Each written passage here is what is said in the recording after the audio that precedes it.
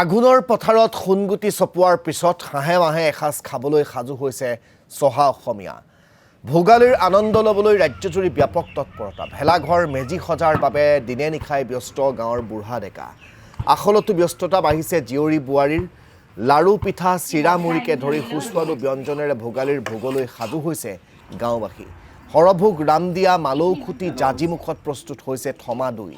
ভোগালীৰ বতৰত দৈ ক্ৰীমৰ সোৱাদ ল'বলৈ সকলো সাজু হৈছে আৰু সেই সোৱাদ দিবলৈ সাজু হৈছে গোপালক আৰু মহপালক সকলো। এতিয়া ভেলাঘৰ সজাত ৰাইজ ব্যস্ত হৈ পৰিছে। মাজত মাত্ৰ ৩টা দিন বাকী আছে। আমি তাৰে পৰিৱেশ আপোনালোকক বিভিন্ন প্ৰান্তৰ পৰা দেখুৱাই গৈছোঁ বিগত সময়ছোৱাত।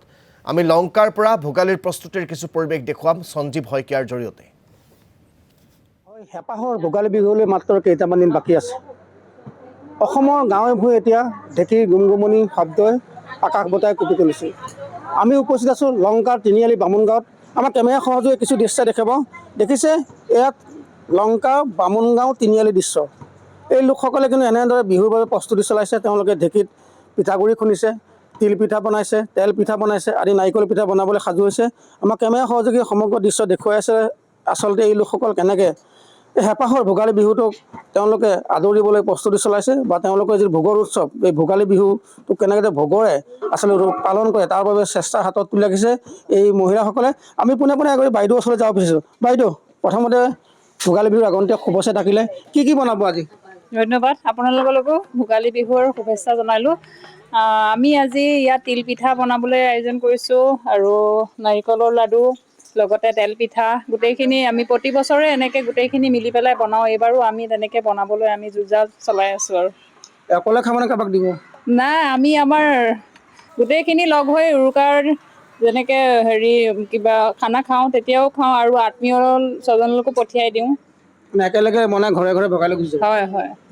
হয়, দেখিছে তেওঁলোকে আত্মীয়কো দিব, নিজেও খাব বা তেওঁলোকে যি উৰুকাৰ বিহু উৰুকাৰ দিনা খানা খাব তাতো তেওঁলোকে খাব। বাইদেউ কি বনাইছে?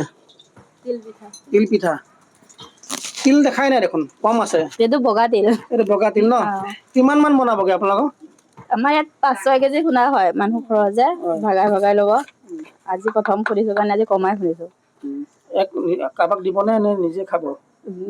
ভেলাঘৰ খানা খোৱাৰ দিনাখনো খোৱা হ'ব, আকৌ ওচৰৰ মানুহকো দিয়া হ'ব, মানে ভগাই কৰি লয় আৰু। হয়, তেওঁলোকে নিজেই খোৱাৰ উপৰিও আনকো তেওঁলোকে কিছু দিব বুলি আমাক কৈছে। আইতা কি কৰাগুৰি নেকি? কৰাগুৰি। সান্দহগুৰি। সান্দহগুৰি। এই সান্দহগুৰি কি বনাব এতিয়া? এই সান্দহগুৰি খুন্দিলোঁ আগবেলা। এতিয়া বনাই আছে তেল পিঠা আৰু এয়া পিঠাগুৰি। এতিয়া তেল পিঠা বনাম, তিল পিঠা লাড়ু চব বনাম মানে। লাডু বনাব নেকি? হয়, লাডু বনাব।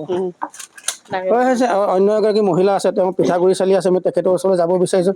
আমাৰ কেমেৰা সহযোগী যদি অকণ আগুৱাই আহে। বাইদেউ, কি বৰা চাউলৰ? হয়, বৰা চাউলৰ পিঠাগুৰি চালি আছোঁ। তিল পিঠা বনাই আছে। সকলোৱে মিলি জুলি আমি উৰুকাৰ দিনা ৰাতি খাম আৰু তাতে ভেড়া ঘৰতে আমি খানা খাম ৰাতিলৈ সেইদিনাখন। এই আমাৰ বাইদেউগৰাকী নাৰিকল লাড়ু বনাবলৈ প্ৰস্তুতি চলাই আছে। তেখেতৰ ওচৰলৈ নগ'লে তেখেতে অকণ মনত দুখ পাব। বাইদেউ, নাৰিকল লাড়ু বনাব নে কি? নাৰিকল লাড়ু বনাব ন? কিমান মান হ'ব নে আৰু আছে?